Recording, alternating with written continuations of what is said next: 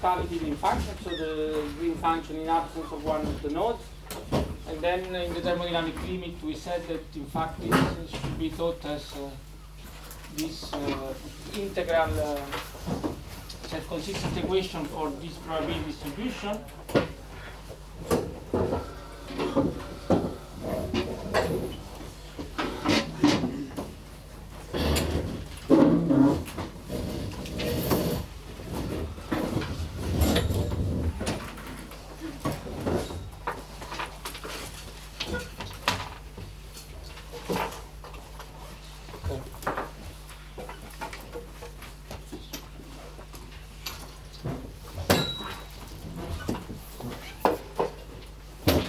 So this is a self-consistent integration for the cavity green function, and then once we solve this equation, we have the one for the complete, let's say, green function. Yes. Sorry, I call gamma the epsilon is the probability distribution of the disorder. So for us in our, it's just F1 over W.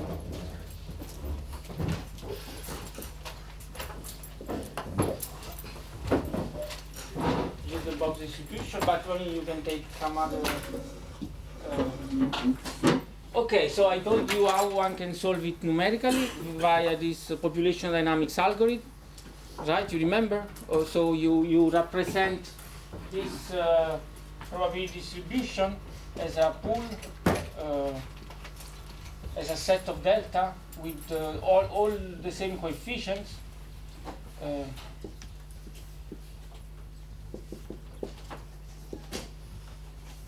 Okay, and then you pick k element from the pool, you extract one epsilon from the distribution, you generate a new one, and you insert it in a random position. And I should have done as Werner, so prepared a code for you on the Dropbox so you can try to run it and solve the equation and see, but I didn't do it, sorry. So, but I can tell you what one finds when one tries to solve this equation. So the first minutes I would just like to describe you what one finds from the solution. Okay? So in principle, the accuracy is just determined by this parameter omega, which is the number of elements that you have on the pools, and also another factor, which is how many times once I arrive to the stationary distribution, I can keep iterating to accumulate more points in the histogram. So in the end, I can reconstruct a very accurate histogram of the probability distribution if I do very large omega and a lot of sampling. And in principle, there is no limitation for this accuracy beyond the fact that we have a limited time and computers have a limited memory, but this equation should, in principle, give you the exact result. Okay? So let's see what happens when, let's continue to remember the phase diagram of the model. So you did the exercise, right? To compute rho of lambda, so the density of states at zero disorder. You all did it? No? Okay, but if you, so you should know that the density of states of the random regular graph in absence of disorder is just a kind of deformed semicircle, depending on the connectivity between 2 square root of k t and minus 2 square root of kt. Okay, then so there are no eigenstates outside this interval, except there is an isolated one at energy minus t k plus 1. Yes, because this is just the uniform eigenvector. If you put 1 over square root of n everywhere, you can see that this is a solution of the Schrödinger equation in absence of disorder with the eigenvalue minus t k plus 1. But I mean, it's just one isolated eigenvector. We can just forget about it. And then when we introduce disorder, the edges of the spectrum start to spread. There are no Lifshitz states in this case because we pick the box distribution, right? So in the worst, say, case scenario, if I pick all the random energy equal to W/2, it's just a global shift of the spectrum to the right by W/2. Okay? So I know for sure that there cannot be, so this is this plus W/2, and this is this minus W/2, and we know that cannot be eigenstates outside. You agree? It's impossible. So here there is nothing, and then we have this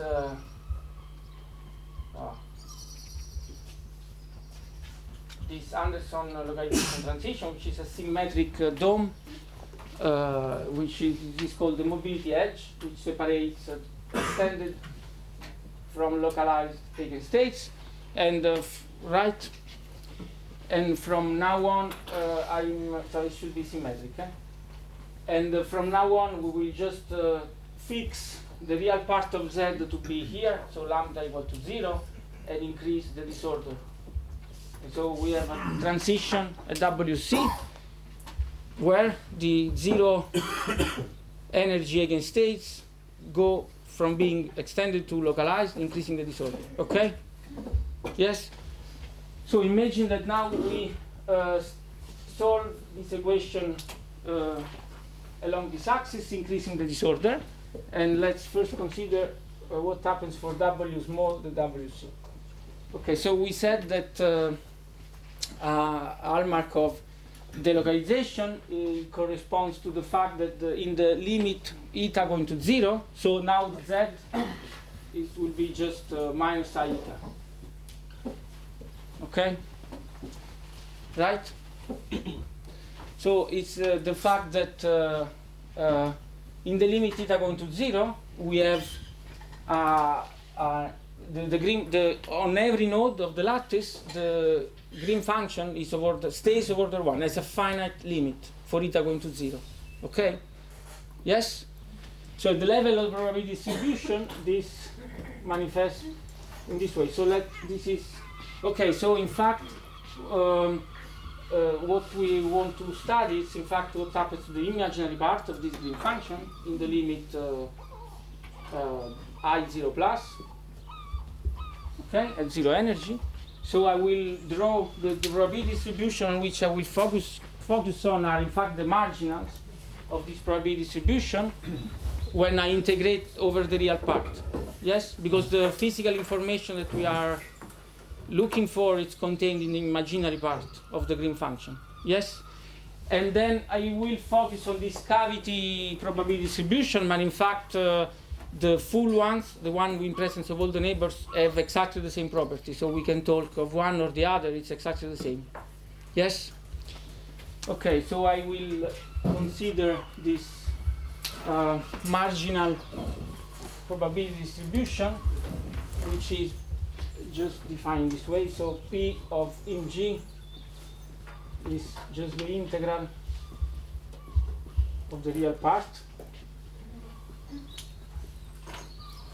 Okay, and this is really the probability distribution that we want to, whose properties we want to understand. Okay, so for W smaller than WC, so in the extended phase, I plot the solution of what we found. So I say a fairly small disorder, and I will I basically do all the time log plot scale. Okay, so this is Mg and this is P of Mg, but in a log scale. Okay, and the distribution. So I imagine that I choose. I start with a finite eta, and I find something like this.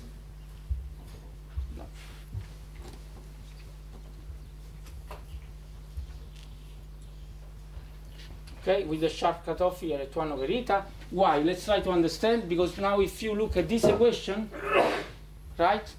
So we have the cavity equation was something like Gi to J is equal, now we can specify to the case of lambda equal to 0. So it's just minus epsilon minus t square sum over J over L G real part L to I minus I eta plus T square sum over L in GL to I.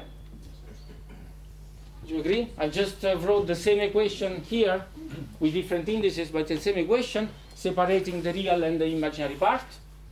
Okay? So the imaginary part is just given by this divided by the sum of the squares. You agree? And you immediately, so how can I produce a very big imaginary part? So maybe I can write this eta plus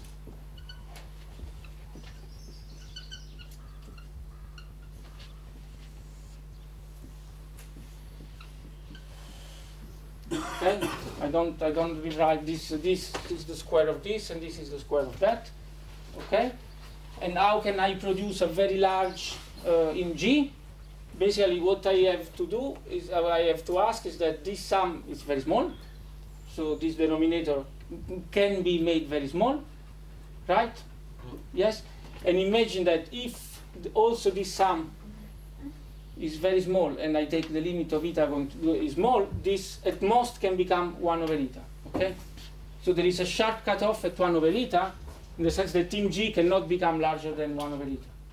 In the right, yes, and also the same thing is true on the other side. There is not the same. So, but you agree, you understand that if I take very small, very large now values of mg on the neighbors, this will produce the very large terms. Then I will get very small terms here. Okay, so very large terms of the imaginary part on the neighbors gives very small terms, and very small terms produce very large values of mg, right? And the largest possible value of mg that I can get is 1 over eta. You agree? Yes, great. In fact, this property is associated to a symmetry of this probability distribution.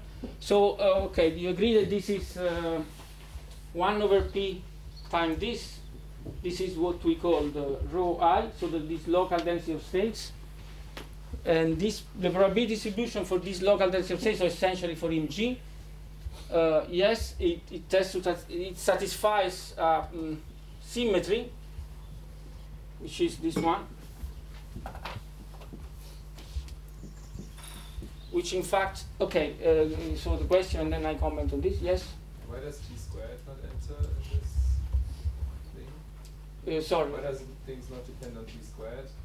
No, they do depend on t squared, yes. Okay. Yeah, they do depend on square. So yeah, but the only, so there is t, and the other scale is the width of the probability distribution. The only relevant parameter is in fact, sorry, you are right, I should, but so we can set, so the true parameter that counts, that controls the if I am in the localized or delocalized phase, is this one. It's the ratio of the disorder of t. So we can set t to 1 or rescale everything, right? So the important parameter is this one. Okay, so this symmetry is not an exact symmetry for our model. It can be made as exact in a kind of simplified version of our model, which is called the nonlinear sigma model. It's an effective model for localization in which you replace every node by a GOE, and then you couple them on a tree. In the limit in which this local GOE are going to infinity, this gives a simplified version of localization, which is called the nonlinear sigma model. For this model, you can show that this symmetry is strictly true. The GOE on each node, but yeah, the GOE on...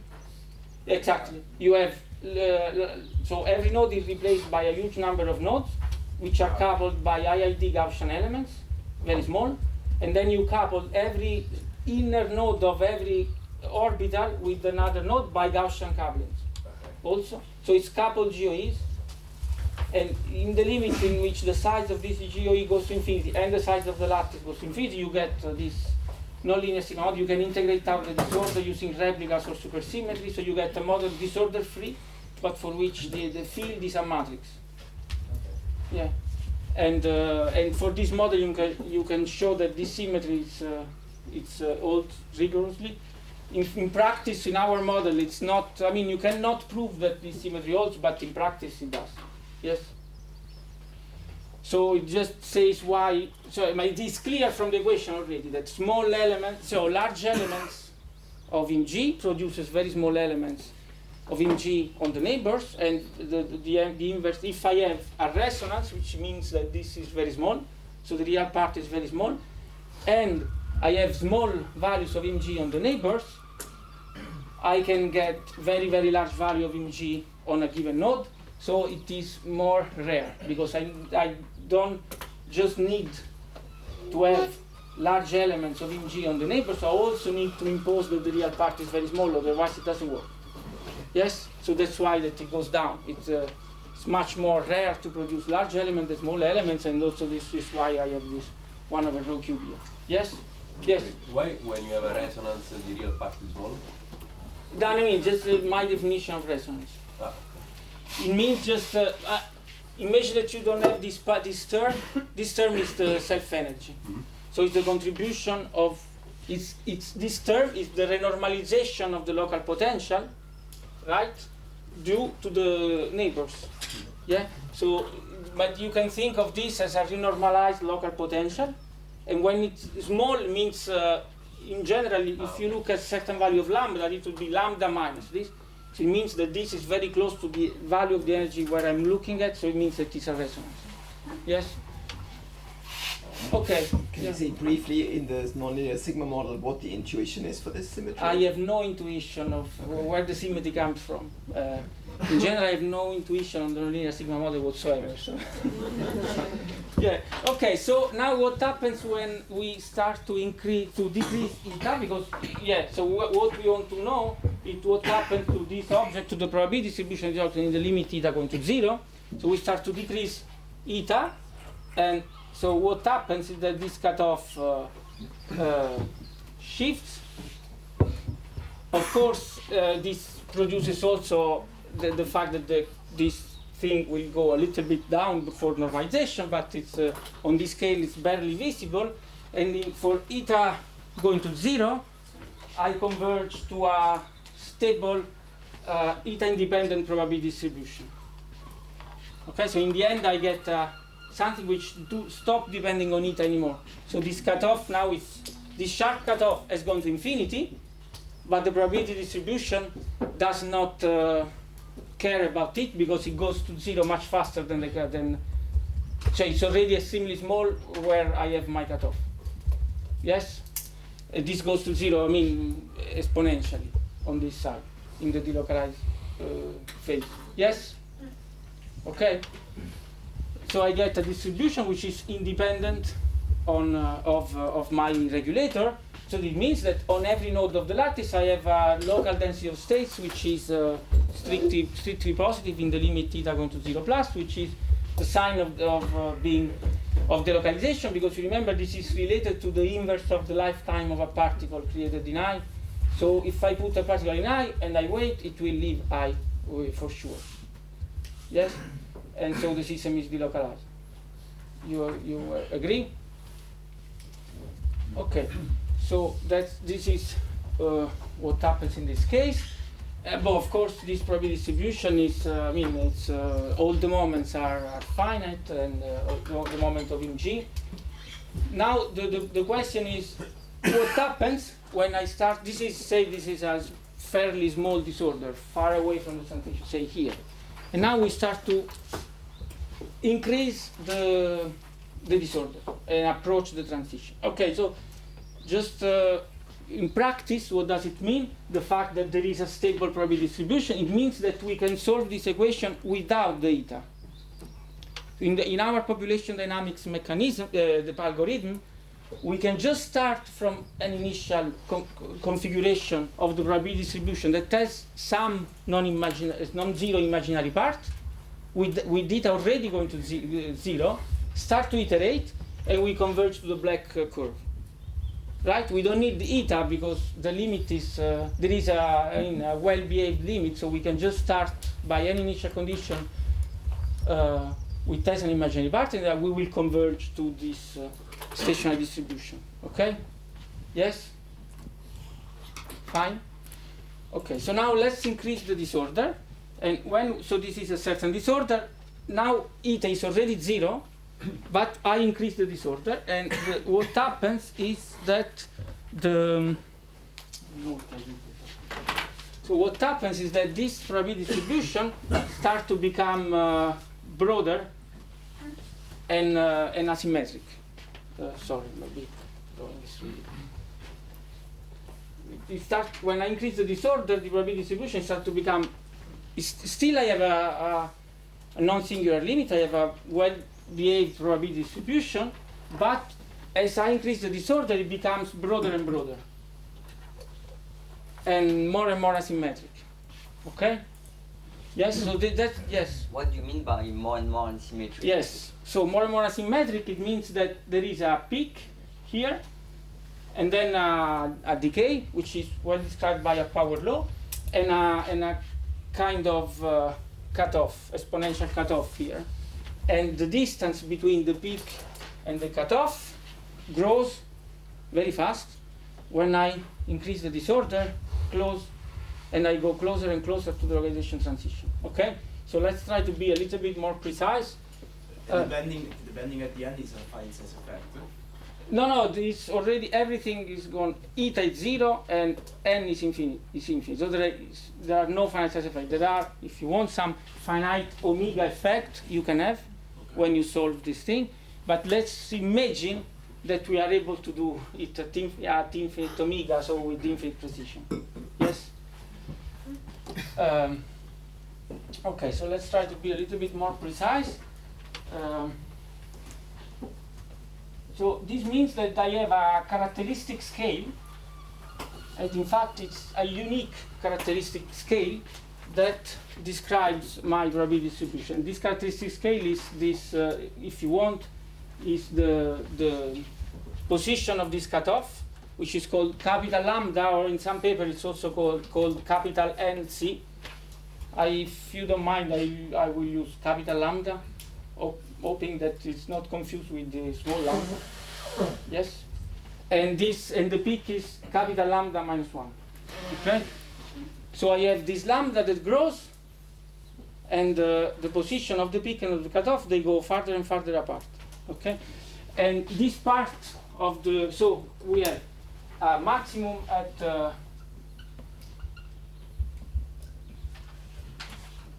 mg lambda minus 1. Then we have a cutoff at lambda, and then we have a power law between the two. So if mg is much larger than lambda minus 1 and much smaller than lambda, so if in the interval the probability distribution very close to the transition point are described by this form.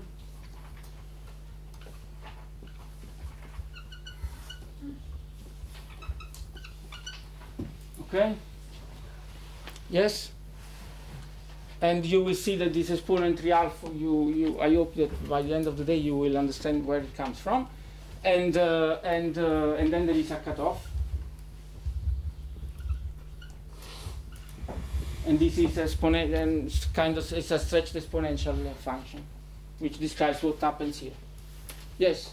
So I mean, I can eliminate this now. Yeah. Okay. Sorry, I missed it. But here we are at the critical point. No. So close to the critical point. Say I erase the phase. Still in the delocalized phase. Okay. Yes. Sorry. We are still in the localized phase. We are slowly approaching the critical point. And we see that this probability distribution develops this characteristic scale that makes it stretch very badly. And so there is this intermediate power law regimes that appears, described by this, and this sharp cutoff. Yeah. The sharp cutoff seems to play a sort of the role of a correlation, something which. Exactly. Then I will come to that. Yes. So you say that basically plays the role of eta. What before we had eta that produces a. If I do the same thing at finite theta, I have a sharp cutoff at 1 over eta, imposed by the equation.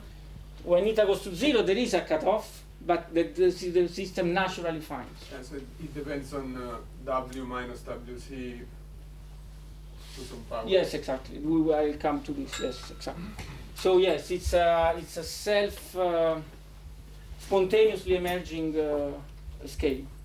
Yeah, characteristic scale. Okay. So now, yes. So if we consider this probability distribution, we can, for instance, compute the moments of this. So for instance, imagine that I want to compute. You remember that these are useful quantities because. So for instance, if I take this one. To power 1, this is just the average density of states. You agree? And then if I take larger Q, this is related to this IPR. But to get the IPR, I should multiply by eta to power 1, Q minus 1. You remember? So these moments are important, are useful to characterize the physical properties of the wave functions.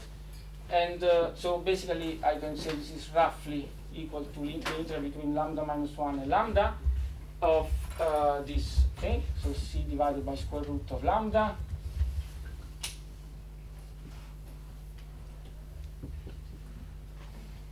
Okay? Yes? Yes? But that distribution doesn't look like it's normalized. In which sense it doesn't look? I mean, there is no scale.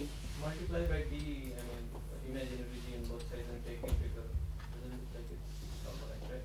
Why? Because the exponent in the... It's 3 so it's larger than 1. In fact, the tail does not contribute to normalization. The normalization, sorry, yeah, this is very, it's an important, the normalization is all here. Okay? So I can forget about this, still this gives 1, the integral. So this part does not contribute to normalization, essentially.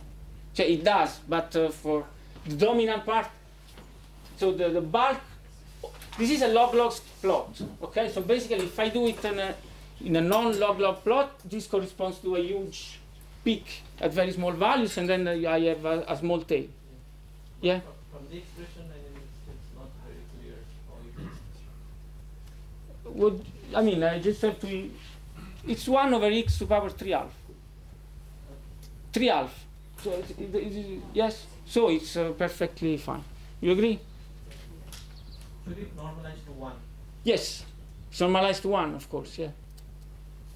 There is a constant in front, right? There is a normalization constant here that I don't specify, which is of order 1, and it precisely does the job. Okay, so if I do this integral, so this is, I mean, this is x, so 1 over constant, blue is better, divided by square root of lambda, and then I have this x q minus 1 half, x power q minus 1 half, between lambda minus 1 and lambda. Okay, so basically you see that these moments, they are dominated by the tails if q is larger by 1 half. So all large moments, large meaning q larger than 1 half, are all dominated by this part of the distribution because of this exponent 3 half. And instead, small moments are dominated by this other, say, lower cutoff. So the typical value, the peak. Yes? Mm-hmm. Yes? Sorry, can you remind me again what this lambda? Yeah, it's this scale. For the moment, I haven't told you what it is. It's just a scale that naturally appears when I look at the plot. Increasing the disorder, I see that the distribution takes this shape. It has a maximum at a certain point, which I call lambda minus 1, and I cut off a very large value of mg, and these two are one the inverse of the other.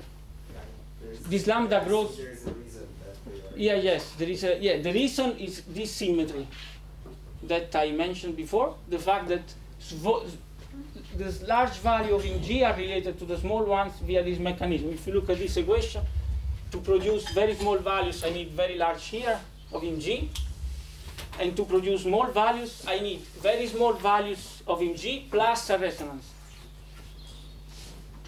Okay? Yeah, so that's the reason why the scale are the same. If I cannot have here, yes. Sorry, Mark, I missed, so in the distribution there is also a function of imaginary part of G over lambda. Yeah, this is the cutoff. There is an exponent, there is this power law. This power law goes on until lambda. It's not in the integral, I mean.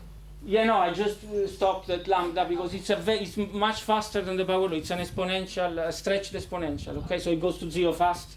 Okay. Yeah. Okay, so small moments are dominated by this lambda, so they go as lambda to q minus 1, right? And this is for q larger than 1/2, and the small moments goes as lambda to the power q.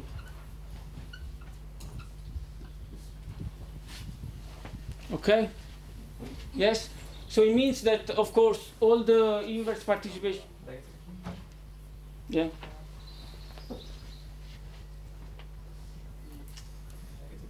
Lambda to the minus q, the little one. Sorry, the q larger than 0. Yes?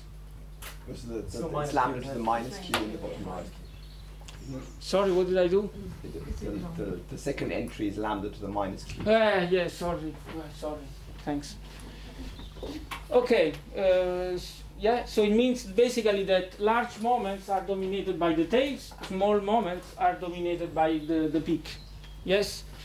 And if you remember what we did last week, so this means that basically the IPR is all the participation ratio which are obtained as I have to multiply this by eta to the power q minus 1. They are all 0 because I have finite moments, and then I multiply by something which goes to 0. They are all 0. This corresponds to fully localized eigenstates, right? Yes, as expected. And one can also an interesting limit is what happens in the limit q goes to 0. So this is the typical value. So in the limit q goes to 0, so this basically is the average of mg to the power q is exponential of q log mg that I can del up to the first order in q for small q. So it's basically 1 plus q average value of log mg, and this is given by this for q going to 0. So this is 1 minus q lambda. Right? You agree? I do the same expansion. You agree? Log lambda. Yeah, sorry.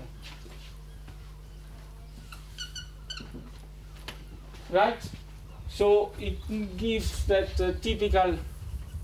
the average value of log of mg is minus log lambda. Okay, and this is the exponential of this is the typical value of the local density of state. So rho tip is exponential average value of log mg, which is then lambda. Right? And this typical value is, you can see basically as instead of taking, so if I take the algebraic average of the rho I get the average density of states.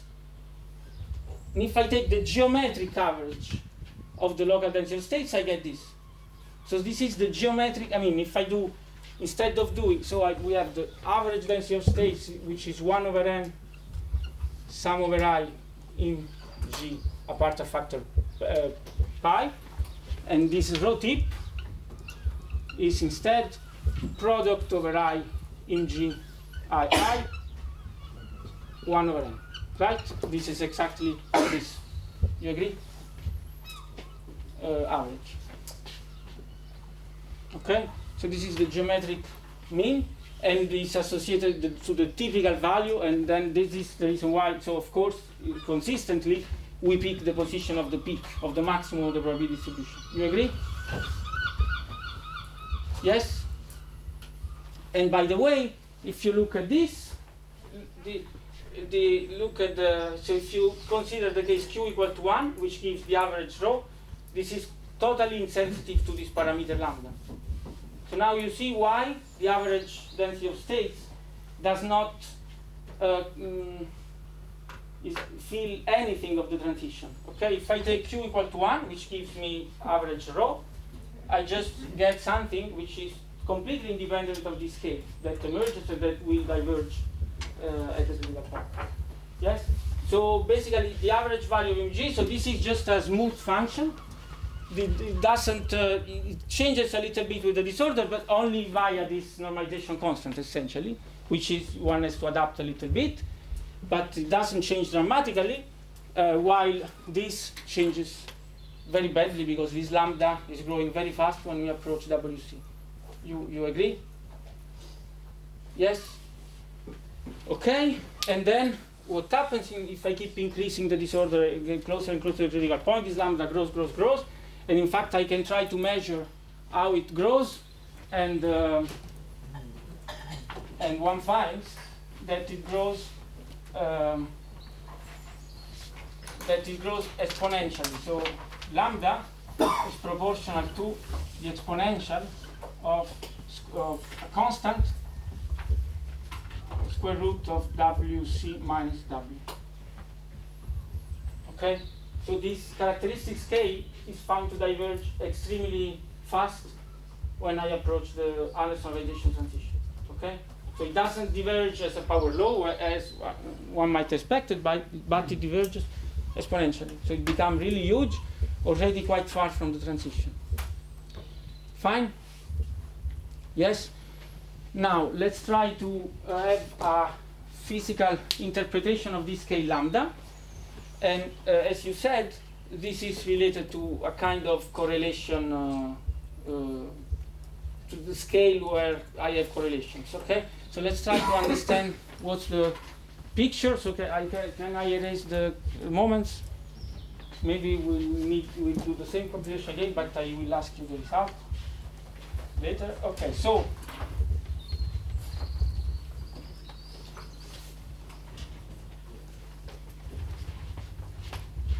the picture is the following. So I have my random regular graph.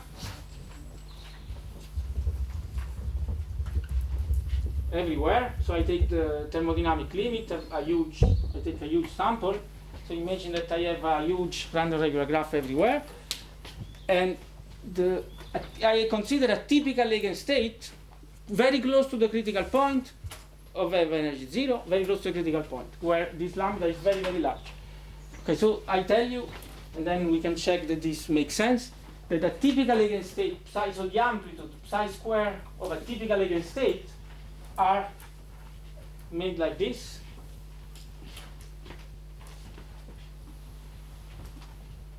So I have many, many peaks. Okay, many means extensive.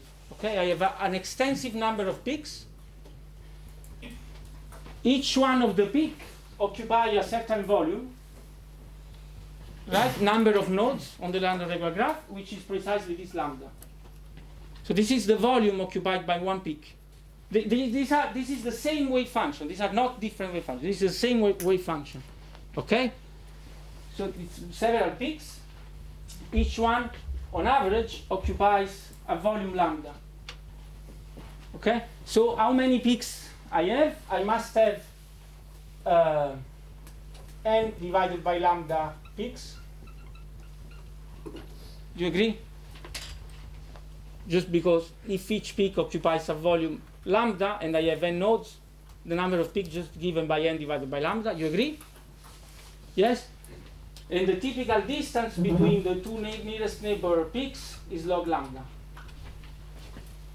Yes? You agree? Okay, and the height, I mean, there are fluctuations, of course, but just by normalization, the height of the peak is lambda over n.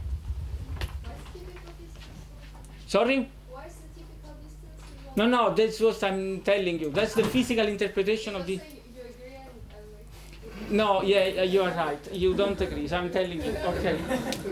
Okay, so that's the picture. So this is a typical wave function. And just now, let's try to understand why it makes sense. Because, okay, you have very few points where the eigenstates are very large. And typically, if I pick a random site, I am in a valley. Yes?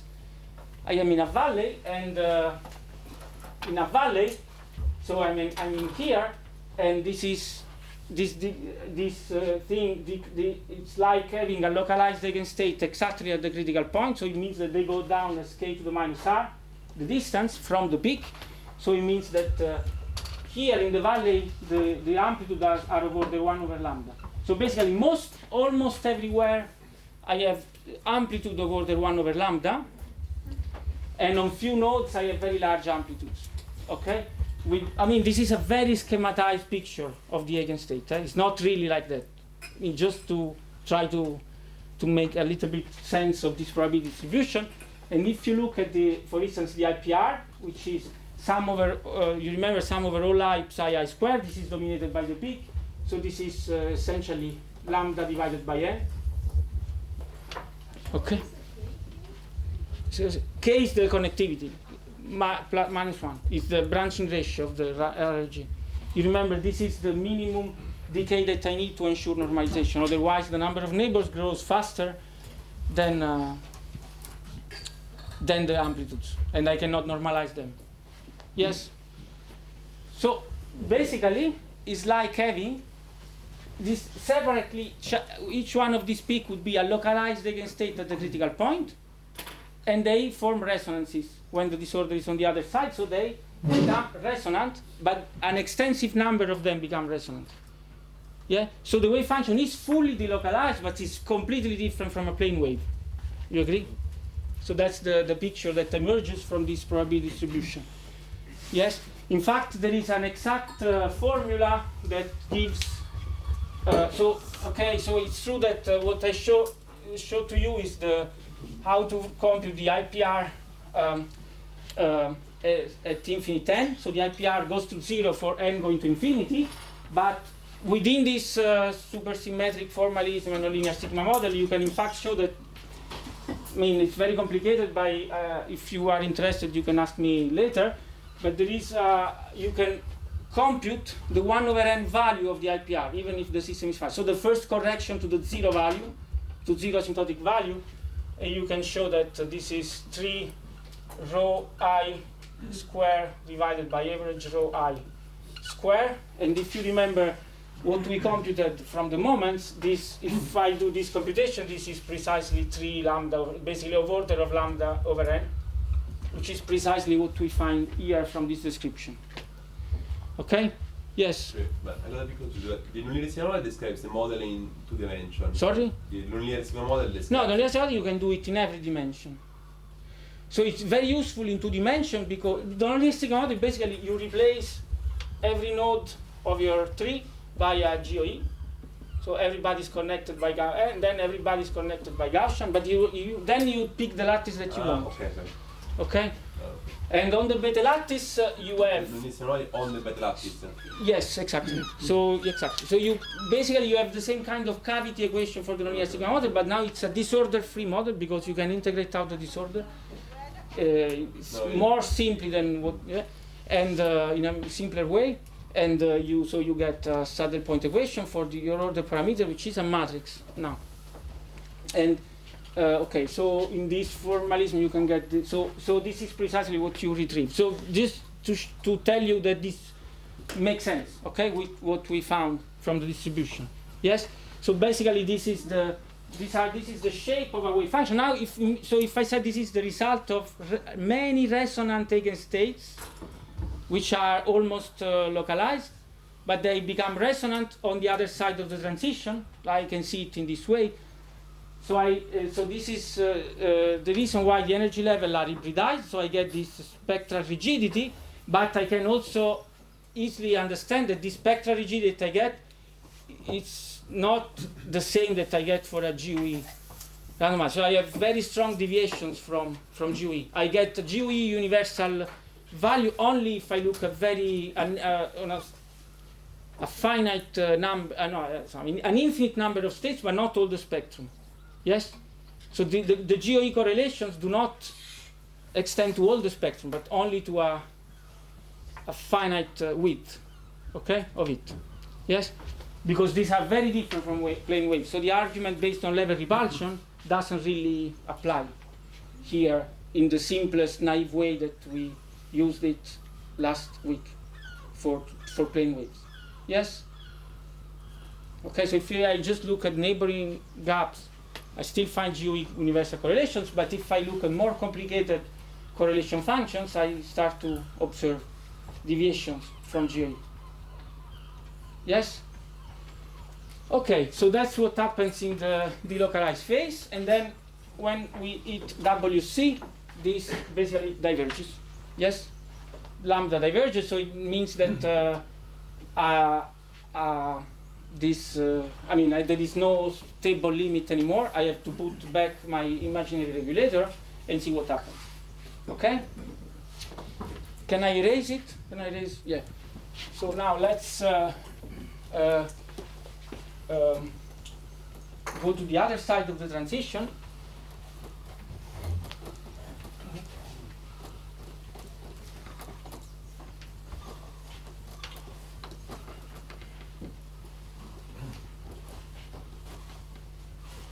Okay, so I forgot to tell you. So based on this picture on the structure of eigenstates, this lambda in the literature is called the correlation volume, right? Because it's the so why? So let's go back to this picture with several peaks, many peaks, an extensive number of resonant peaks. Now imagine that I do exact generalization, numerics on this system, and if I take the size of my box of my RLG of this size, I cannot realize that there is an extensive number of peaks that scales with the system size, right? So if I diagonalize, I do numerics on systems smaller than lambda, then I do not see the right asymptotic behavior. Yes? In order to understand that it is a fully delocalized eigenstate, I have to take n much larger than gamma, than this lambda, and then I retrieve the asymptotic physics. Okay? So lambda is really the volume beyond which I have to go to obtain the correct result. Yeah? So it's called the correlation volume. Yes? And in fact, it's the parameter which is using, if I want to do finite size scaling on the, which should be used, if I want to do finite size scaling on the delocalized side of the transition. Yes? Okay, so now let's go to the other side. To the dark side now. Of the moon. Of the moon, yes. So now I take W larger than WC. And what we said is that the limit theta going to 0 is not defined. Okay, so it means that the probability distribution of P of Mg,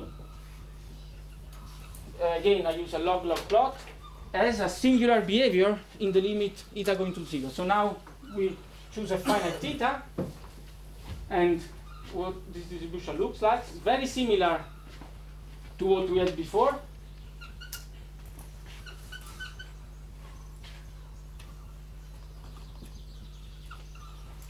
Okay, so there is this power law, a sharp cutoff. Now there is a sharp cutoff produced by the equation at 1 over eta, this power law regime, and then a peak at theta.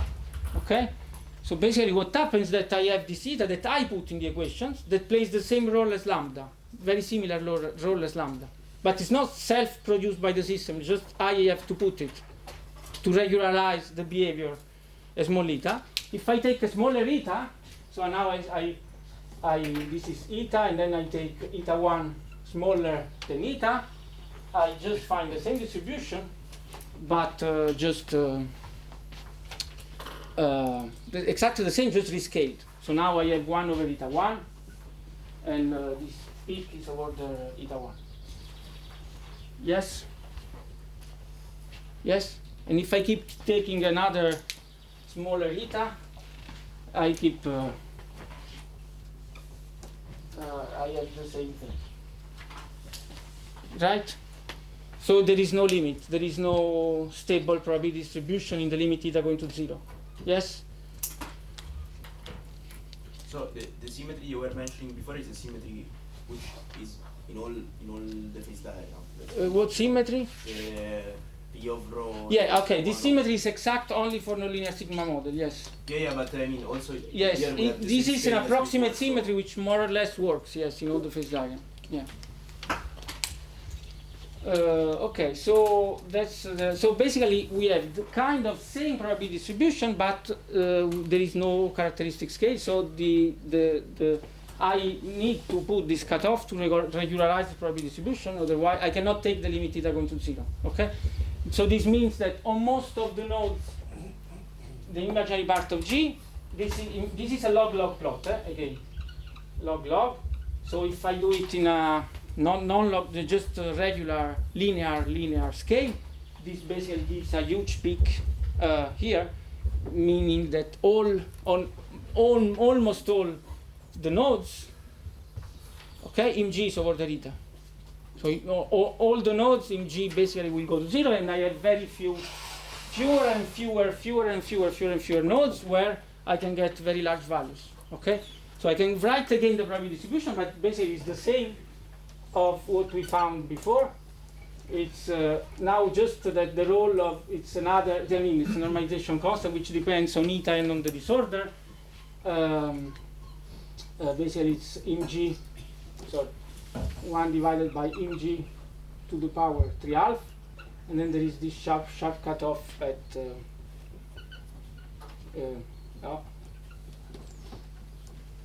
more or less. It's not really a theta function. It's not a theta function. I just write it like this. But it's a more sharper cutoff than what we found before. Okay. Yes. Fine. So it's the same probability distribution, very similar, but with what was before lambda minus 1, which is a scale that the system spontaneously generates. Now it's what we put in the equation, and there is no limit. So again, the computation of the moments is exactly the same as before. You see, just you have to invert the role of eta and lambda.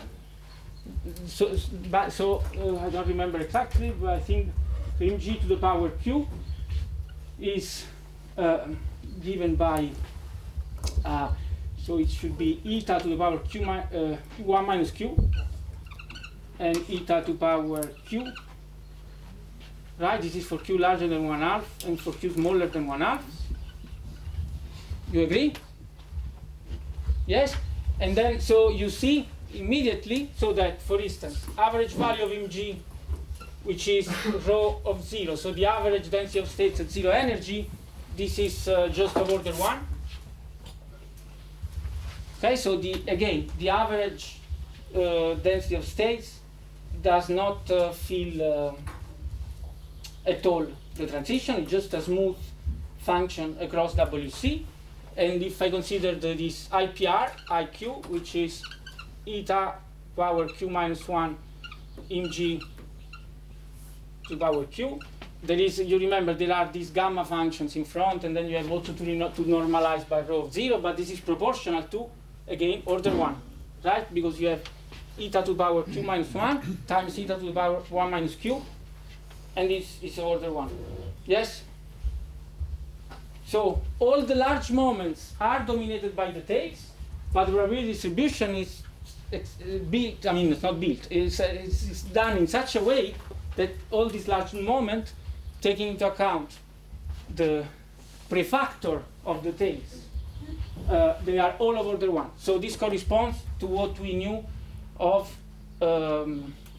localized eigenstates. Okay, so all the IPR are of order 1. Yes, the average density of states is smooth, and then the typical value of mg is so exponential of log mg, which is rho tipped, is eta.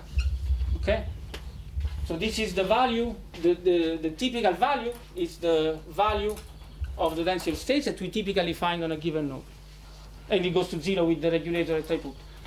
So this is again as an interpretation in terms of localized eigenstate.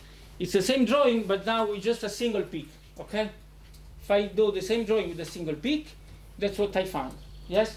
Typically, I take a node, which is very far away from the peak, and so the amplitude, so the peak only that does not contribute to this node because it's exponentially small, the amplitude, okay? And then there are neighboring eigenstates. There is some other eigenstate which is exactly localized around the node that I picked, but it has not the right energy, right? It is another energy. It's not a zero energy. And so from the Cauchy induced by eta on this regularized delta function, this just gives me a factor of eta. Okay? So this eta comes from the contribution of localized eigenstates on the node that I picked, which are far away in energy. Yes? And then by chance, it can happen that I pick a node which is close to the peak of the localized state at zero energy, and in this case, I get this state. But it's extremely rare. Okay? The way it goes to 0. I mean, if I do the integral of the curve from here to there, it's just 0. Yes, because there is this square root of eta prefactor. So they do not contribute at all to normalization now in the limit eta going to 0. Yes? Okay, so that's what we found from the solution. So just to sum up, so now if I want to, so just we can plot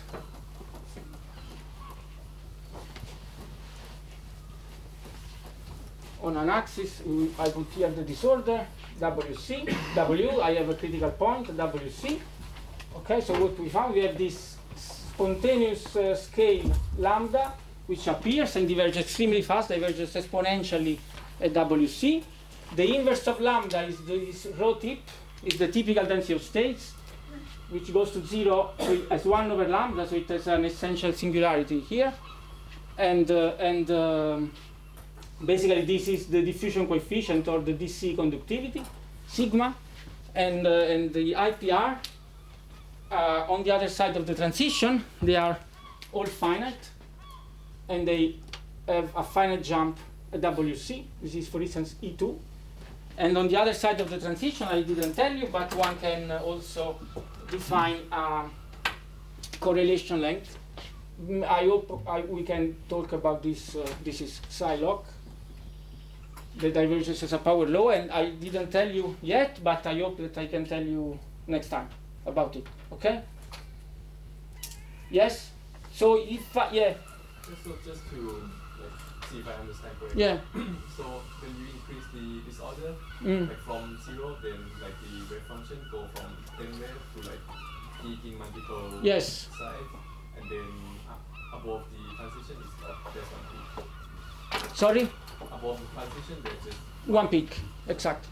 And you cross the transition, this peak, with this localization length that diverges. So remember, this localization length contains already the trivial factor k to the minus r.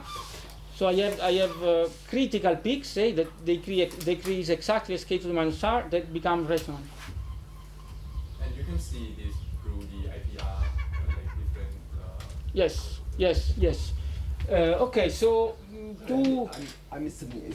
Is it obvious that the IT is finite, the I2 No. is finite at the transition? no, it's not obvious, and it's still a little bit debated, but it's true. I can assure you that also it's true. There is a recent paper by Waitau, no? Oh no, from I don't know if you are of the code or of the paper. Trying to understand if this is really a true jump or if it goes to 0. Yes.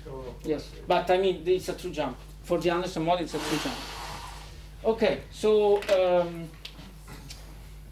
right. So two small exercises. So all the things that we said, we can do it in simple cases. We can work out in simple cases. So exercise.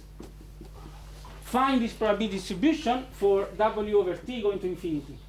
Okay? Yes? So for W over T going to infinity, GI is just 1 divided by minus I eta minus epsilon I.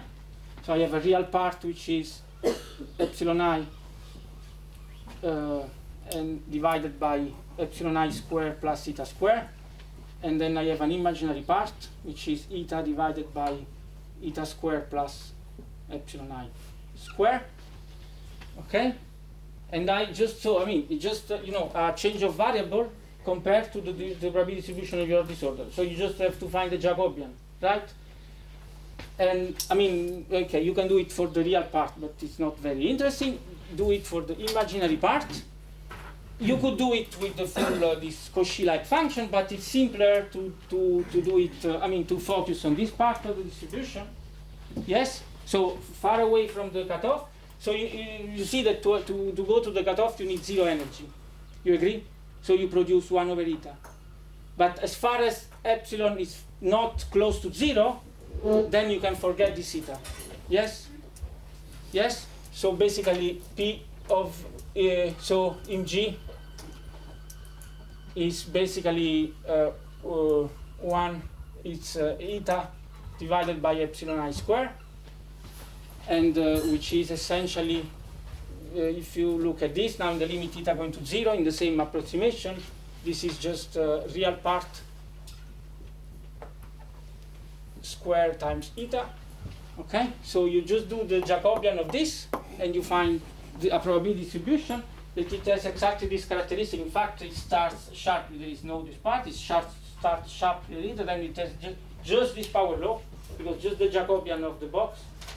Right, so it has just this power law, and then you remember then that we would extend forever. Then you remember that you have the cutoff by including the value small eta, small epsilon, and you put the cutoff, and you can do all the calculation that we did. So you can try to compute row average, okay, which is basically given by 1 over w integral minus w over 2 of mg. There is a factor pi that I don't write, so it's eta divided by eta squared plus epsilon squared the epsilon. You agree? And this by definition just, it's apart the factor, yeah, there is 1 over pi. So it's one, basically, for large view is basically 1 over w. So it's what you expect, it's just the box distribution that goes down, that smears out. Yes? You agree? And you can compute all the IQs. They are all strictly equal to 1 for this model because you have perfect, for this limit, you have perfect delocalization. Yes? Small exercise. And then another exercise is instead the properties of on the delocalized side is much more complicated and much more difficult, but you can do it in the limit of large connectivity and small disorder.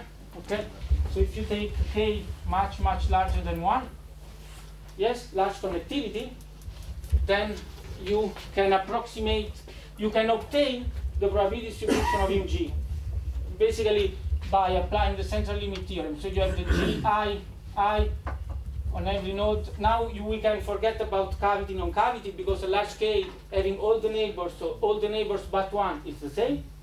Yes? So this is essentially 1 divided by minus epsilon I minus I eta minus t square sum over gj.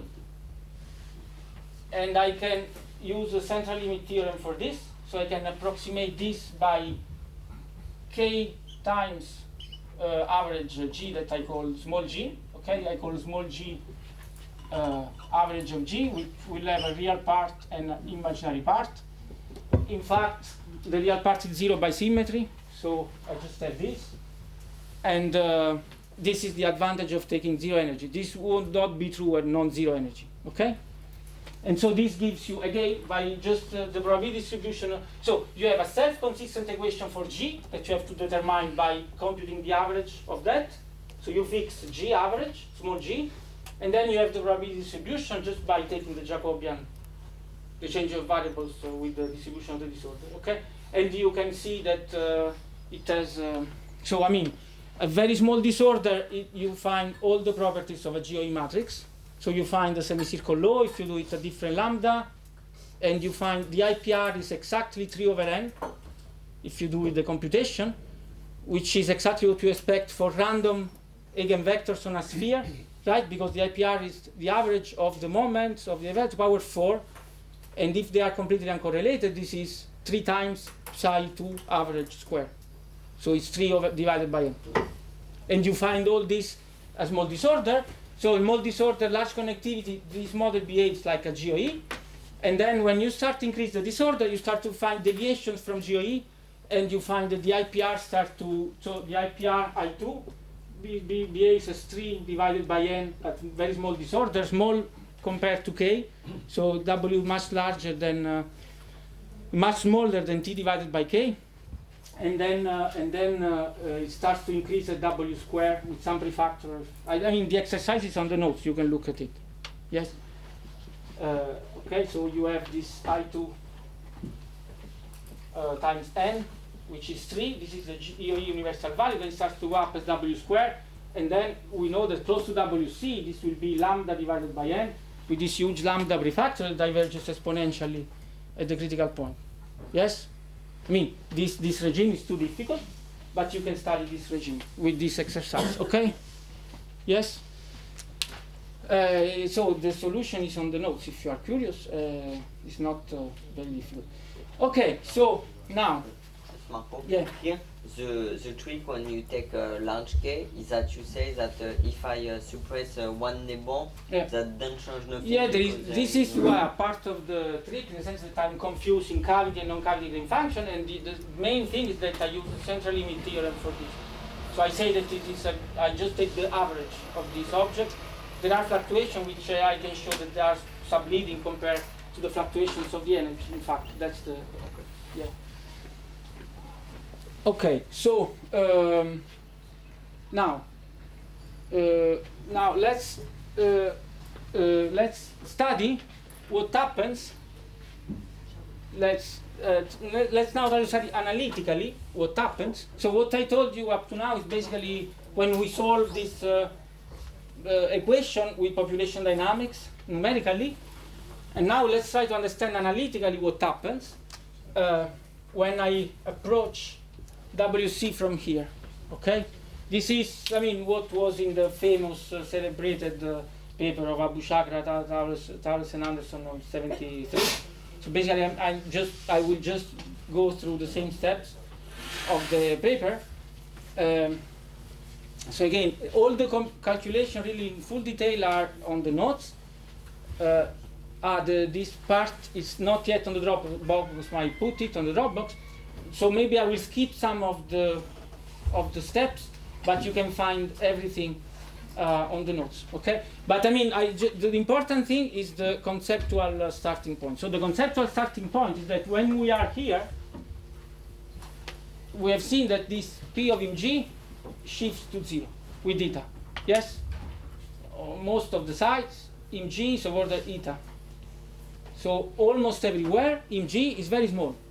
So it means that I can linearize my equations compared to Mg, with respect to Mg. Okay, that's the starting point.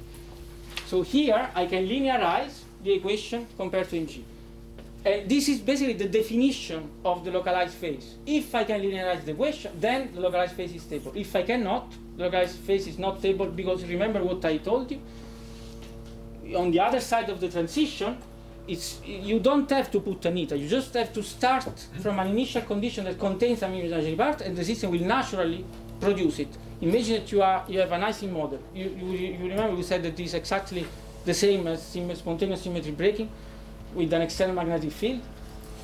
So if you have an Ising model and you put H0 plus, right? You start. Or you start from boundary condition with some excess of positive spin on the boundaries below Tc, you will go to your magnetized state. Okay, you don't have really in the simulation to put H0 plus. Yes, it's the same thing here. You start from initial condition contains imaginary part, the system develops it. If I start from initial condition that contains imaginary part here, and I don't put the regulator, this imaginary part will globally shift to 0, iteration after iteration. and I don't find a stable limit. Okay? So if I can linearize the equation with respect to Mg, and this linearization is stable, this means that I am in the localized phase. And this is the way to find the critical properties analytically. Okay? Just checking at the last point at which this linearization is stable under iteration. Right? You agree? Okay, so let's. The average value of Mg is still order 1. Yes. So this Yeah, is not it doesn't work uniformly No, somehow. it doesn't work uniformly. I totally agree, but it's still, you can, within the linearization, you still find the average Mgs of order 1. So you are not losing this property. Yeah. In fact, there is a, yeah.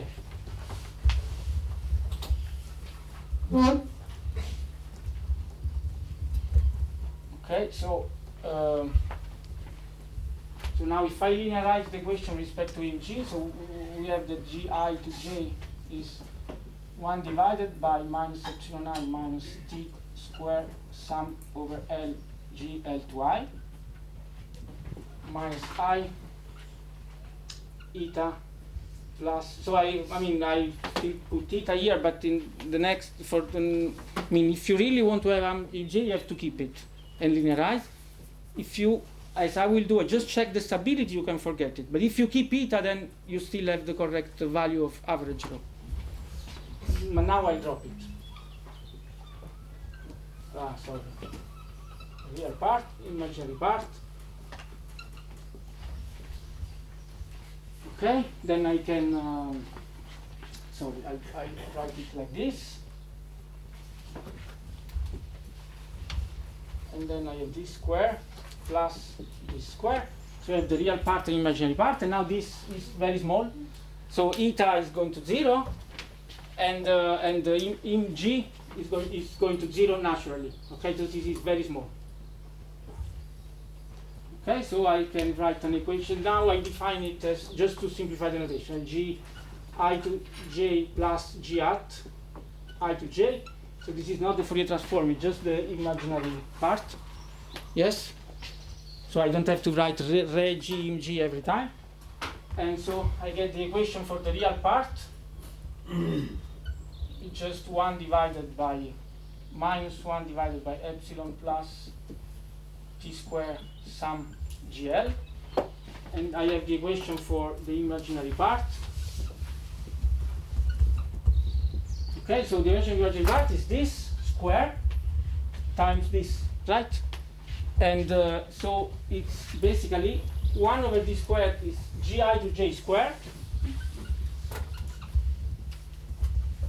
And then I have t square sum of G at. Why? You agree? Okay, so what's the advantage of linearized? First of all, you have a closed equation for the real part that you can solve. In some cases, you can solve it exactly. Yes, it becomes completely independent on the imaginary part. And the imaginary part, so this is the main point. You see, it's governed by a linear operator. Yes, I start with a vector, I apply an operator to this vector, and I get a new one. Okay? So basically, what I want to do, just check the spectrum of the operator that governs the evolution of the imaginary part. You agree? If I find that the maximum eigenvalue of this is smaller than 1, then the imaginary part goes to 0. You agree? If the maximum eigenvalue of this operator is larger than 1, then the imaginary part explodes. Because, yeah, right, I start with a vector of Mg, I iterate with this. It can either go, I mean, it's a linear operator, so it can either grow exponentially or decay exponentially, with some corrections due to the other subleading eigenvalues of this operator. Okay? Yes? So now our aim is to write this operator in a nicer, I mean, in a form which at first might look not nicer than that, but in fact can be analyzed analytically. Okay? So now let's try to do this. So to do this, I just write the joint probability distribution of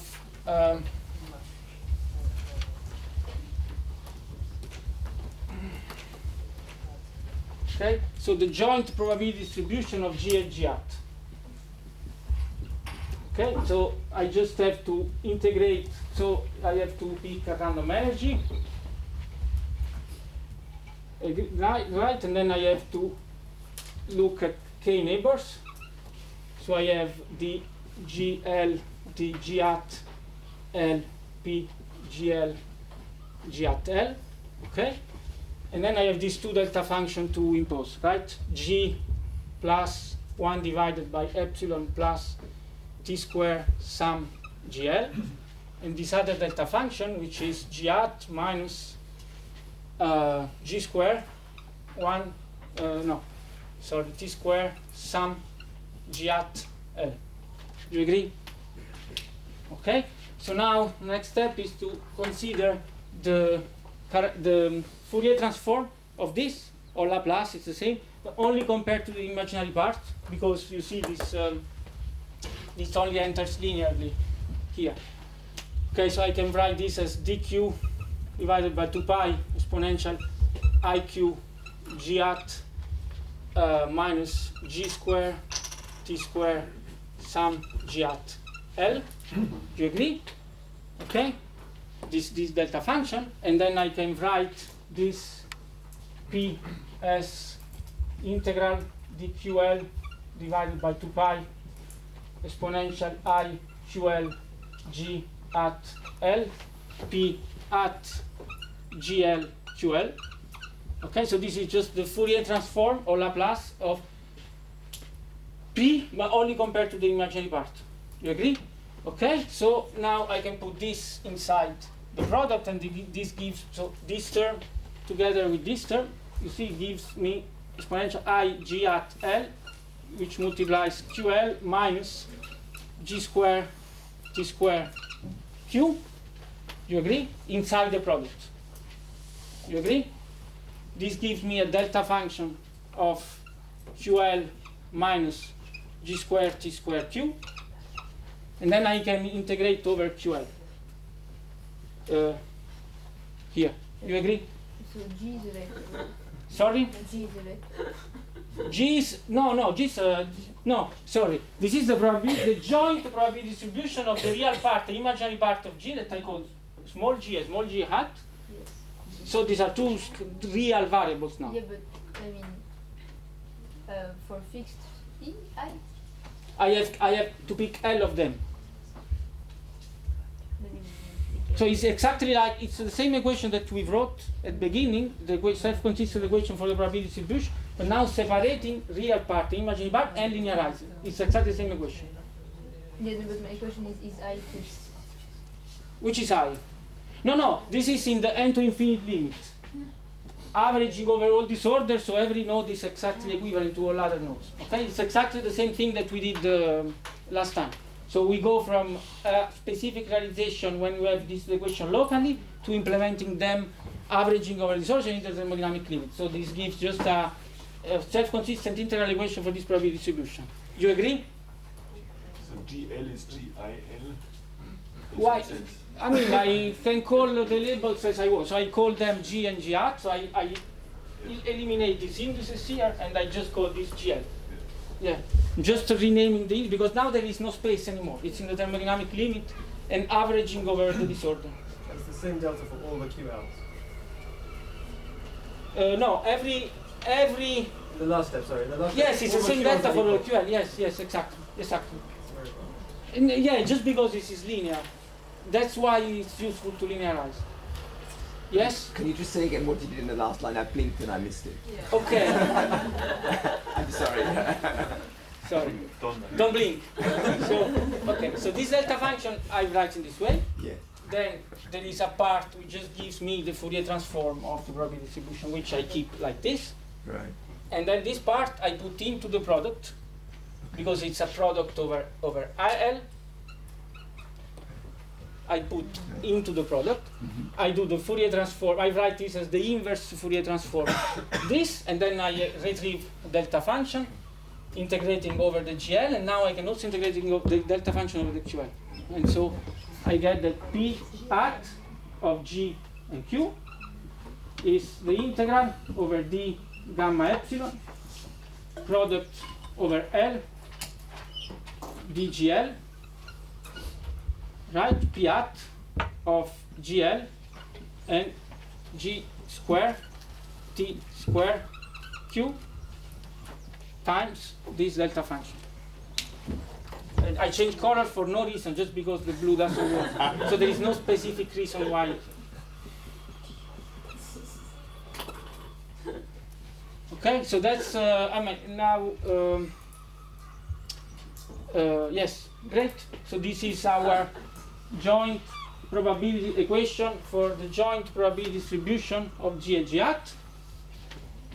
Okay, and now you'll find. Sorry. Yes. What is P? At GQ, in the sense that I use this to make the Fourier transform of, yeah? Fine? What is QL compared to Q? QL is the wave vector that the reciprocal of GL, of G at L, that I use to do the Fourier transform on the imaginary part.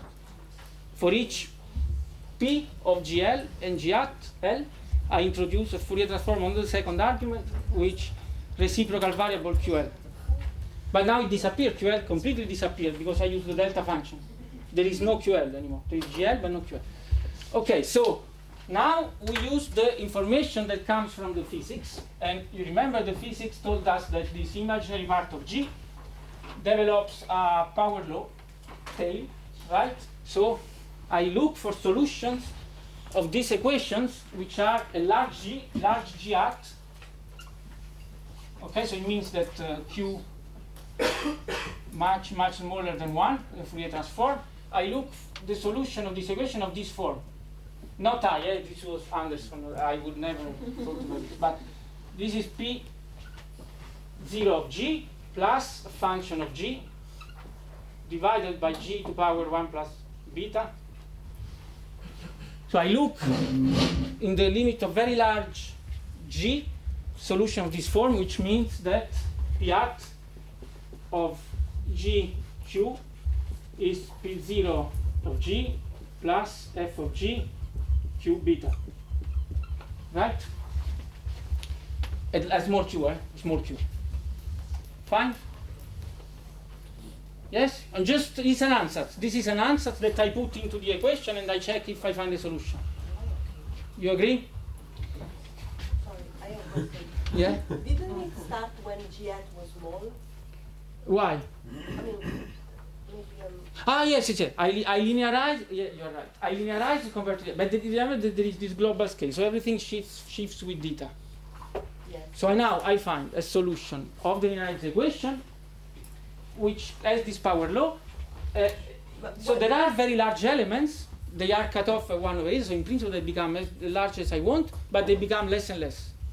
So these are rare tails of the distribution. Okay, so this is the solution for G hat small that you look at the tail. This is the solution of the linearized equations. Which is linearized because G hat is Yes, small. yes. But you look at the tail. Exactly. Okay. And then I insert this here, okay? And if I insert this here, I have to do it on every, so I have a product of this. And see, this is, I'm looking in the regime where Q is very small. So the leading order term is when I beat this one, and it gives me. Sorry, but doesn't the leading term have a delta Q factor? Sorry. Once you Fourier transform, the fact that the P0G is constant, don't you get a delta Q after Fourier transform? P0 of G delta of Q? Delta of Q, sorry, what's delta? Well, the P0 of G in the original distribution. Yes. no dependence on G This is for Q equal to 0. So yeah. Yes. Well, in the Fourier transform, there is a factor of delta of Q, isn't there? No, I don't see it. I'm sorry. I don't have Okay, never mind. Okay. Then I mean we can discuss. Yeah. Okay. So this is an expansion of the probability distribution, a small q. An expansion of P at GQ, a small q. So as at q equal to 0, I have this by construction, right? But at q equal to 0, I have the marginal, it's by definition the marginal of the real part. So I integrate over all G. Mm-hmm. and then I have an expansion, and if I assume that I have this power law, the leading order term should have this form. So that's the Fourier transform of the ansatz. This is the ansatz not for the Fourier transform, and now this translates into this ansatz for the Fourier transform. Okay. So if I have a power law, Yeah, and I think that was, yeah, I asked the same question because phi of G0 of G is constant in Q, in G hat, right? yeah. So being constant in G hat, so why is it not a delta in Q? Yes, this is for Q equal to 0 only. There's a delta of Q. If you want, I can write it delta. Yeah, but it is okay. So if when you see that when I insert it here, it's exactly the same, right? So if I insert this ansatz here, I don't write the delta. You see that it's exactly the same. This must be equal to the epsilon gamma of epsilon. Okay, so the leading order term is when I get P0 from here, so I have product over L P0 of GL delta of G plus 1 divided by epsilon plus T square GL. Yes? But was that by definition this is P0 of G hat, because this is precisely the equation satisfied by the real part. You agree?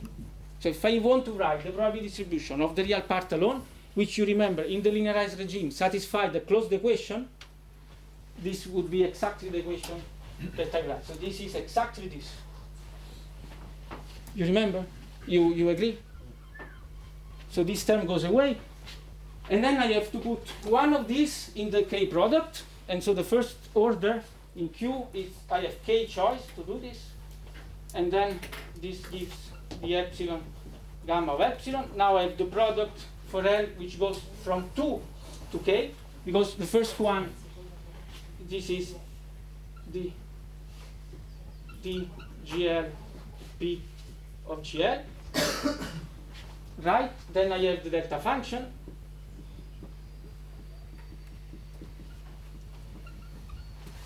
Yes? And then I have to put this term. So I have f of G1. I pick the first one, right? I have a product of G1, G2, G3, G4 up to Gk. I have K choices of choosing where I put this small term. So I have a factor K, and here I'm specifying where I choose G1, the factor G1 being this. So this is f of G1 times G square T square Q to the power beta. Okay? DG1. Okay, so we are done. Right? Because now we have, so this Q to the power beta cancels. This cancels with that. This cancels with that. And now we have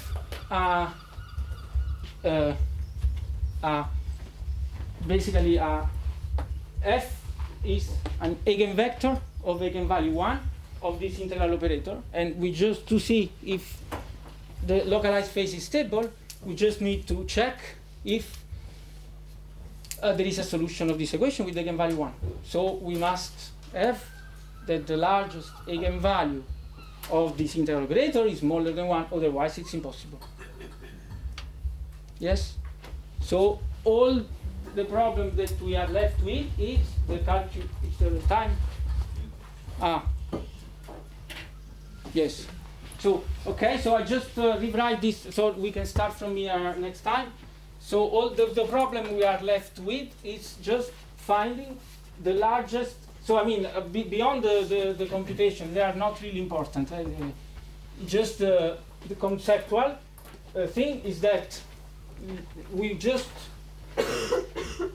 so we have recast the equation for the probability distribution of GG hat in terms of this non-symmetric linear integral operator. Sorry, I can put the factor t to the power 2 beta here. The epsilon gamma of epsilon, product of k from 2 to L, djl p0 of g L, delta of g plus 1 divided epsilon plus t square gl, and then I have this, I can also take it out, sorry, g to the power 2 beta, and I just have f g1, okay? So I define all this. So basically this is f of g is equal to gamma g g1 f g1 dg1, right? And this is a definition of this kernel. And I just... I'm sorry, that's the last one is dg1. Yes, sorry. And I have just to look at the largest eigenvalue of this integral operator. If this largest eigenvalue is smaller than 1, then I can find the solution of this equation with eigenvalue 1. If not, and so localized phase is stable. If not, I cannot find a solution and the localized phase is not stable. The imaginary part will grow under iteration and I am on the other side of the transition. Okay? So all the critical properties of Anderson localization are all encoded in this equation on the beta lattice. Yes? And sorry, the beta is still, we still have... Undetermined for the moment, and we will determine it next time. Yes, so thank you very much. All the calculations are on the notes, so if you are miss some step, really don't worry. Otherwise, you can look at Anderson paper. Anderson paper, basically, it's the same. Just shorter. It's just shorter, yes. And also, he did it for the self-energy, not for the G, but the steps are exactly the same.